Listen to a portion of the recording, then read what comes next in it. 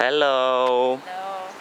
Alors, dernier jour à Singapour. Qu'est-ce qu'en pensez-vous de Singapour? Du mal à quitter Singapour. Du mal à quitter Singapour parce que c'est vraiment un beau pays. Parce que maintenant Singapour c'est un pays depuis 50 ans.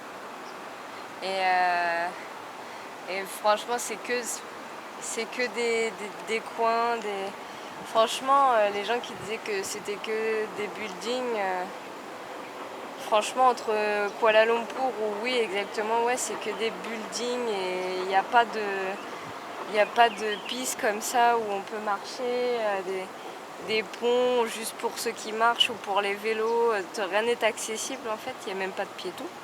Il y a pas de piétons. Il y a mais bon, c'est pas partout et c'est compliqué d'être piéton. Et à Singapour, j'ai l'impression que tout est accessible, que ce soit pour les handicapés, pour les vélos, ceux qui marchent, pour les enfants, ceux à poussettes.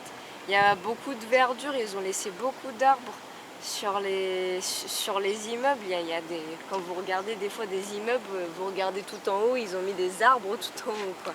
Il y a des plantes grimpantes, c'est vraiment Franchement, Singapour, c'est magnifique. C'est vraiment à faire, c'est vraiment un endroit sur lequel on s'est dit plus d'une fois que...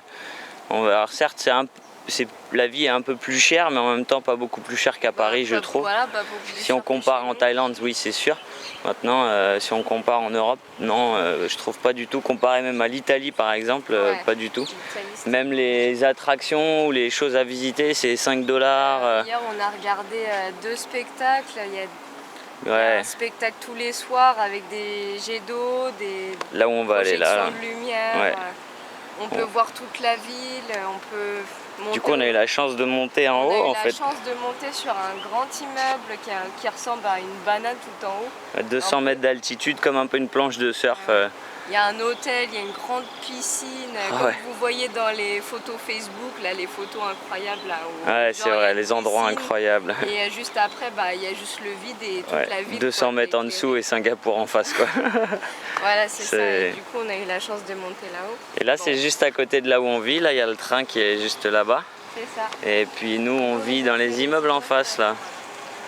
Depuis 4 jours avec Meraya, Tim, Morgan et Eden en français, et qui nous ont accueillis voilà, pour 4 nuits. Et franchement, ils ont été plus qu'adorables. C'était vraiment un très bon moment qu'on a passé ensemble.